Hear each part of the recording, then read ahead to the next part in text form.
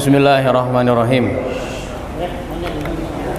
Assalamualaikum warahmatullahi wabarakatuh. Innal hamdalillah nahmaduhu wa nasta'inuhu wa nastaghfiruh wa nastahdihi wa na'udzu billahi min shururi anfusina wa min sayyiati a'malina may yahdihillahu fala mudilla lahu wa may yudlilhu fala hadiya lahu asyhadu an la ilaha illallah wahdahu la syarika lahu wa asyhadu anna Muhammadan abduhu wa rasuluh.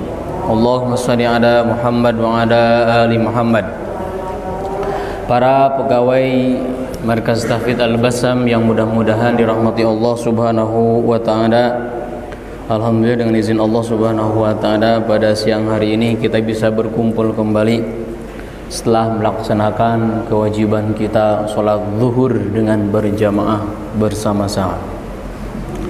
Alhamdulillah, pada hari ini kita sudah sampai hadis yang ke-440 dari susunan kitab Riyadhus Shalihin. Hadirin rahimakumullah, bab fadl raja, bab keutamaan berharap ya. Jadi pada hari ini kita juga akan masuk ke bab yang baru yang sebenarnya hampir sama dengan bab sebelumnya. Bab sebelumnya berhubungan dengan roja ya, berharap. Sekarang bab fadlir roja, bab tentang keutamaan berharap. Nah, kita bacakan hadisnya. Qala al-mu'allif rahimahullahu ta'ala wa nafa'ana bi ulumihi amin ya Allah ya rabbal alamin. Wa an Abi Hurairah radhiyallahu anhu an Rasulillah sallallahu alaihi wasallam annahu qala qala Allah azza wa jalla ana inda dhanni 'abdi bi wa ana ma'hu haitsu yadhkuruni wallahi lallahu afrahu bi taubati 'abdihi min ahadikum yajidu dhallatahu bil falah wa man taqarraba ilayya shibran taqarrabtu ilayhi dhira'an wa man taqarraba ilayya dhira'an taqarrabtu ilayhi ba'an wa idza aqbala ilayya yamshi aqbaltu ilayhi uharwilu. Muttafaqun alaih. Wa hadza lafdun ihda riwayat al-Muslim. Nah, hadirin rahimakumullah, bahwasanya hadis ini hadis yang agung yang diriwayatkan oleh Abu Hurairah dari Rasulullah sallallahu alaihi wasallam. Rasulullah sallallahu alaihi wasallam meriwayatkannya langsung dari Rabb-Nya, yaitu Allah Subhanahu wa taala. Maka hadis ini disebut hadis apa? Ustaz Mujahid? Hadis apa? Hadis apa hadis ini namanya? Rasulullah sallallahu alaihi wasallam meriwayatkan hadis ini dari Allah Subhanahu wa taala. Hadis qudsi ya, hadis qudsi. Baik. Annahu qala, Rasulullah sallallahu alaihi wasallam bersabda, qala Allahu azza wa jalla, Allah Subhanahu wa taala berfirman, ana 'inda dhanni 'abdi bi, sungguhnya aku ini bersama dengan prasangka hambaku bi terhadapku, gitu ya. Jadi Allah Subhanahu wa taala apa? Tergantung kepada apa?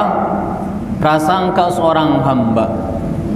Artinya kalau kita berdoa kepada Allah Subhanahu wa taala dan kita berburuk sangka bahwa doa itu tidak akan diijabah, maka Allah tidak akan mengijabahnya doa si hamba tersebut. Akan tetapi apabila hamba tersebut berdoa dengan ikhlas lillahi ta'ala dan dia berprasangka baik, maka insyaallah doanya akan diijabah oleh Allah Subhanahu wa ta'ala, walaupun dengan 3 kemungkinan. Doanya itu disegerakan ketika ia hidup, atau yang kedua Allah ganti doanya itu dengan apa? Dengan dijauhkan dari bahaya, dengan musibah, sehingga musibah atau bahaya yang akan menimpanya tidak jadi. Atau yang ketiga, kemungkinan ketiga adalah Allah menjadikannya nanti untuk bekalnya di akhirat, yaddakhiruhu, disimpan nanti di akhirat, ya. Nah, itulah beberapa kemungkinan doa. Maka Allah Subhanahu wa taala tergantung kepada prasangka seorang hamba, ya. Apabila kita berprasangka buruk kepada Allah Subhanahu wa taala, maka akan buruk kita, akan buruk juga apa yang dialami oleh kita, ya. Kenapa si fulan begini dan begitu, ya? Tidak sholat, tidak beribadah, akan tetapi hartanya melimpah, sedangkan saya sholat, tahajud, saum dan yang lainnya. Kenapa Allah tidak juga memberikan kepada saya pertolongan dan pengabulan doa? Ini merupakan bentuk apa? Suudzonnya kepada Allah Subhanahu wa ta'ala. Nah, kemudian potongan ayat hadis selanjutnya, wa ana ma'ahu haitsu yadhkuruni, dan aku bersama dia selama dia mengingatku. Jadi Allah bersama siapa? Bersama kita selama kita mengingat Allah Subhanahu wa ta'ala. Maksud bersama di sini apa Pak Aden? Kemana-mana bersama Allah begitu. Ke kantor bersama Allah ada Allah, ke kamar ada Allah, ke WC dengan Allah, hakata pemahaman. Nah, ini merupakan pemahaman yang bahaya, ya. Maksud ma'ahu di sini Allah Subhanahu wa taala adalah apa? Allah ketika ia meminta berhusnudzon kepada Allah Subhanahu wa taala dan dia banyak berzikir kepada Allah Subhanahu wa taala, niscaya Allah akan menolongnya. Allah akan mengijabah doanya. Gitu ya. Karena menurut para ulama, ma'iyah itu ada dua. Nah, ma'iyah itu ada dua bentuk. Ada ma'iyah khosoh, ada ma'iyah amah, kebersamaan itu. Kalau khosoh itu adalah an-nasru wat ta'yid itu, ya. Kalau ada ma'a dalam Al-Quran ataupun hadis, artinya bukan Allah kemana-mana bersama dia, bukan, artinya Allah akan menolongnya, ya. Allah akan menguatkannya, Allah akan beri taufik kepadanya. Nah, itu. Dan yang kedua ada apa? Ada ma'iyah amah, yaitu meliputi ilmunya Allah Subhanahu wa taala, yang mana Allah Subhanahu wa taala bersama makhluknya, tanpa kecuali. Yang kafirnya, yang fasiknya, Allah bersama makhluknya. Kenapa demikian? Karena Allah akan mencatat, gitu ya, amal-amal makhluknya. Jadi ma'iyah itu ada dua, ma'iyah khosoh, ma'iyah amah. Di sini itulah ma'iyah apa? Ma'iyah khosoh. Allah akan menolongnya. Dan ini bukan takwil, ya, bukan takwil. Ini maksud ke dalam apa? Tafsir atau tafsir at-talazumat, awil iqtidaat, dilalatul iqtida. Keharusannya seperti itu, bukan takwil. Nah, ma'iyah. Maka banyak disalahgunakan, gitu ya. Salah diartikan oleh orang-orang sufi masalah ma'iyah ini. Ya, Allah bersama kita, bersamanya. Artinya kemana-mana bersama Allah, memang menurut sebagian kalangan sufi. Makanya ada akidah hulul, ada akidah wihdatul wujud, ada akidah al-ittihad. Apa itu hulul atau wihdatul wujud? Artinya Allah menyatu dengannya, menyatu dengan dirinya. Inilah yang digulirkan oleh Imam Mansur Al-Hallaj, kemudian juga Ibnu Arabi, At-Tilmisani, dan juga Ibnu Sab'in. Nah, dan yang lainnya mereka ahli sufi yang menafsirkan bahwa Allah itu bersamanya. Gitu ya. Ketika Mansur al-Hallaj dibunuh, apa yang dikatakan? Pada suatu hari Mansur al-Hallaj datang ke sebuah pasar. Kata Mansur al-Hallaj, Rabbukum tahta aqdami. Rob kalian itu adalah di bawah kakiku. Langsunglah dibunuh Mansur al-Hallaj, gitu ya. Ternyata kata sebagian ahli sufi yang lain membela, setelah dibuka di bawah kakinya itu ternyata apa? Ada emas, gitu ya. Ada emas. Yang mana emas ini merupakan apa? Sesuatu yang diagungkan oleh orang-orang pasar, oleh orang manusia pada saat itu, gitu ya. Kan yang namanya Rob itu apa artinya? Yang dipuji, yang disembah, yang diidam-idamkan. Maka Mansur al-Hallaj mengkiaskan Rob itu seperti emas yang disembah, yang diagung-agungkan oleh manusia pada saat itu, pada waktu itu. Orang-orang berlomba-lomba mendapatkan harta. Maka Mansur al-Hallaj mengatakan Rabbukum tahta aqdami. Tapi langsung dibunuh. Ini merupakan kekufuran, ya, akidah kufuran ittihad ini. Dari mana asalnya akidah hululiyah atau wihdatul wujud ini? Adalah menafsirkan ayat, memahami hadis tidak sesuai dengan konteksnya, tidak sesuai dengan pemahaman salafus saleh, gitu ya. Makanya la ilaha illa ana. Pada dia gitulah orang sufi itu. La ilaha illa ana.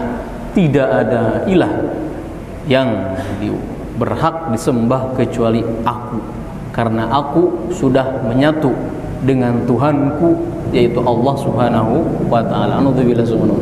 Ini merupakan apa? Akidah yang batil, yang ijma ulama Ahlus Sunnah wal Jamaah sesat terhadapnya, ya. Dan di Indonesia juga ada.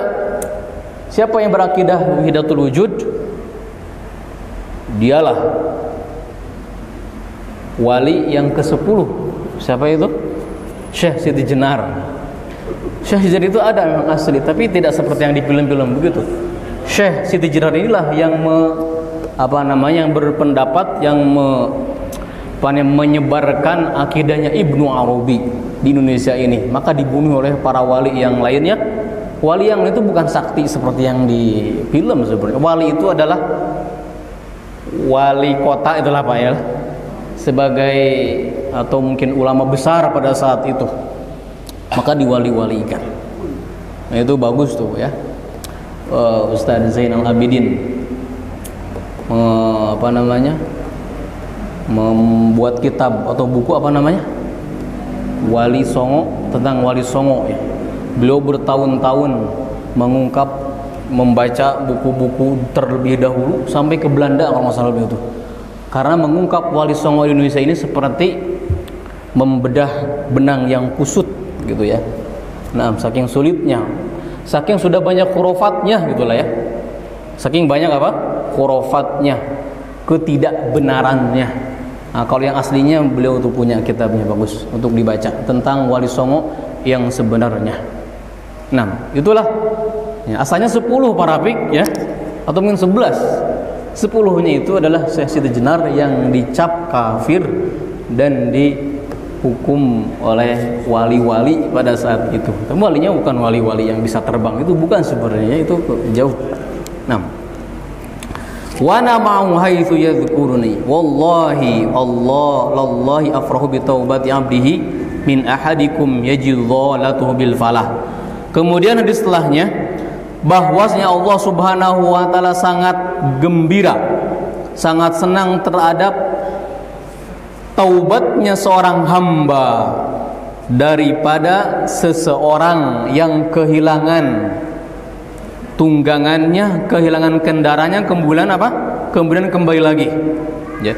Jadi Allah Subhanahu wa taala sangat senang terhadap hamba apabila hambanya bertobat kembali kepada Allah Subhanahu wa taala. Lebih gembiranya itu lebih ya daripada seseorang yang kehilangan kendaraannya di gunung pasir, di gurun pasir, kemudian tiba-tiba ontanya itu hilang misalkan, setelah beberapa jam kembali lagi.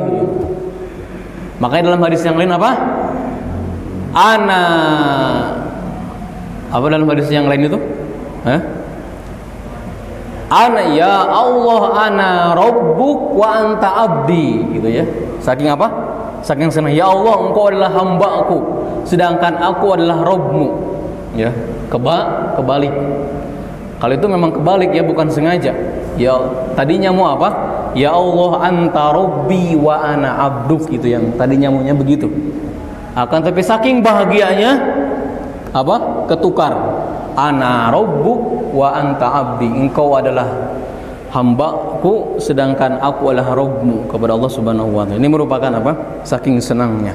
Wallahi Allah afrahu bi taubati abdihi min ahadikum yajidu dhalatahu bil fala. Allah Subhanahu wa taala sangat senang, gembira terhadap seorang hamba yang bertaubat, yang kembali kepadanya. Baik. Wa man taqarraba ilayya shibran taqarrabtu ilaihi dhira'an. Siapa saja yang mendekat kepadaku sejengkal, taqarrabtu ilaihi dhira'an, maka aku akan mendekatinya sehasta. Wa man taqarraba ilayya dhira'an, dan siapa saja yang dekat kepadaku sehasta, taqarrabtu ilaihi ba'an, maka aku akan mendekat kepadanya sedepak. Apa sedepak itu, Pak? Sedepak itu sedepak segini gitu ya. 6. Jadi Allah, rahmat Allah lebih luas. Wa idza aqbala ilayya yamshi, apabila seorang hamba mendatangiku dengan berjalan, aqbaltu ilaihi uharwil, maka aku akan mendatanginya dengan berlari. Ini merupakan sifat Allah Subhanahu wa taala yang wajib kita imani, sebagaimana para ulama salaf mengatakan, ya. Allah mendekat kepada kita sejengkal, sehasta, sedepak dengan berlari. Ini merupakan sifat Allah Subhanahu wa taala yang sesuai dengan keagungan Allah Subhanahu wa taala, yang mana kita tidak bisa mentakwilnya. Di muka bumi ini saja, di dunia ini saja, banyak keajaiban-keajaiban yang kita tidak fahami sama sekali. Seperti tidak masuk akal, ada air laut dengan air tawar saling menyatu, tapi tidak bercampur. Pada dia, air laut dengan air tawar nyampur, nyatu, tapi tidak bercampur baur. Akal kita tidak sampai. Ada yang lebih lagi, di dalam dasar laut yang sangat asin, ya, milhun ujaj, yang sangat asin, tapi ada sungai, ada danau air tawar, gitu ya. Ini merupakan kuasa Allah Subhanahu wa taala yang mungkin kita tidak memahaminya. Apalagi kita memahami sifat Allah Subhanahu wa taala lebih aman, aslam, ya, lebih aslam, ya, lebih selamat kita menyerahkan hakikatnya kepada Allah Subhanahu wa taala. Kita mengetahui maknanya, tafwidul makna. Tafwidul kaifiyat, ya. Kita menyerahkan kaifiatnya kepada Allah Subhanahu wa taala, wa na'rifu maknahu, dan kita sama-sama mengetahui maknanya. Ini merupakan hadis Rasulullah SAW yang sangat agung, yang mana kita diharapkan untuk selalu berhusnudzon kepada Allah Subhanahu wa taala. Hakikat dari husnudzon adalah berharap baik kepada Allah Subhanahu wa taala. Subhanakallahumma wa bihamdika asyhadu an la ilaha illa anta astaghfiruka wa atubu ilaik. Wassalamualaikum warahmatullahi wabarakatuh.